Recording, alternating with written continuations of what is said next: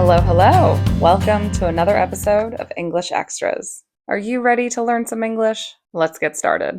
One of my students came to visit me in February 2025. While he was here, the four of us, me, my husband, my student, and his wife, took a day trip to Kennedy Space Center. For this episode, I want to share with you what I saw and learned. This episode is going to focus on sharing an important part of American history and culture, not on direct language teaching. First, let me tell you a brief history of space travel in America. Space travel in the United States began during the Cold War, which was a time when the US and the former Soviet Union were in a race to be the first to explore space. NASA, the American Space Agency, was created in 1958. In 1961, the first American astronaut, Alan Shepard, went to space. Just a few years later, in 1969, the US sent the first humans to the moon with the Apollo 11 mission. This was one of the biggest achievements in history, and people around the world watched it on television, including my dad, who was 9 years old at the time. After that, NASA continued to explore space. In 1981, they launched a new kind of spacecraft called the Space Shuttle. The shuttle was special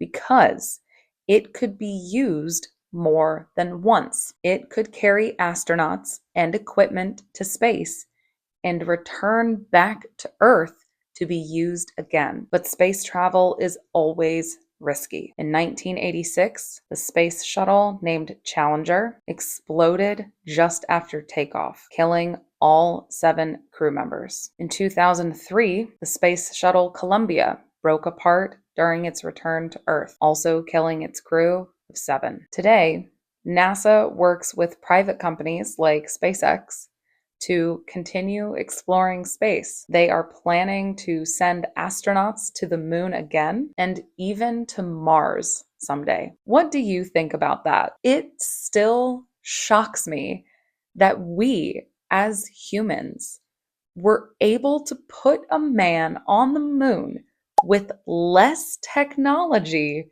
than what we carry in our pockets every day. And now we're actively planning a mission to Mars.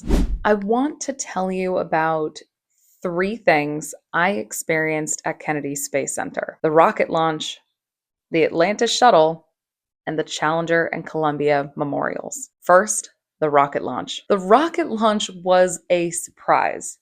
When we arrived, we believed there was no launch that day.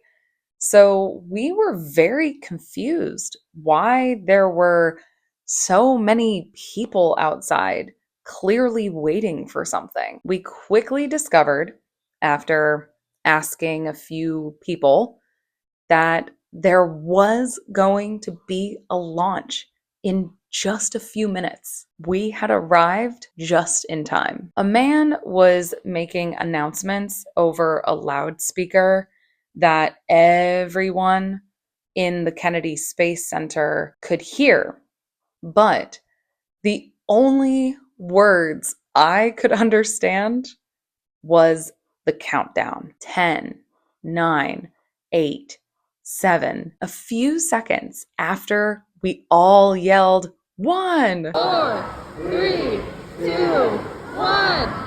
we could see the rocket climbing through the sky. The tail of the rocket was so bright, I couldn't look at it. It was like trying to look at the sun. The rocket was already quite high in the sky by the time the sound reached us. It was like listening to thunder inside a tunnel.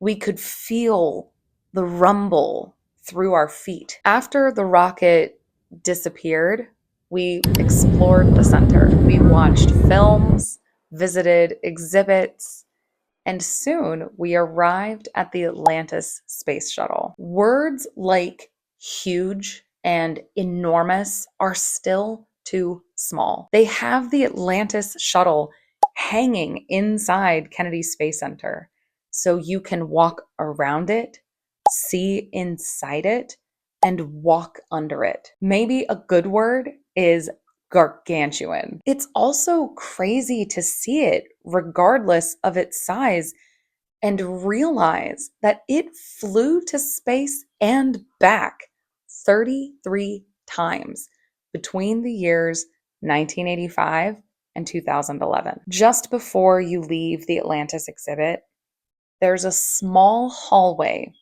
with glass cases on each wall. Each case contains the picture, name, and special items of each crew member lost on the Challenger and the Columbia. I didn't take any pictures there because it was a memorial to those lost. I walked slowly, stopping and looking at each case, looking at the faces, the names, and the items representing their hobbies and achievements. It was a quiet moment for me, seeing the people who were so passionate about space travel, about science, about discovery, and to know that they died doing what they loved.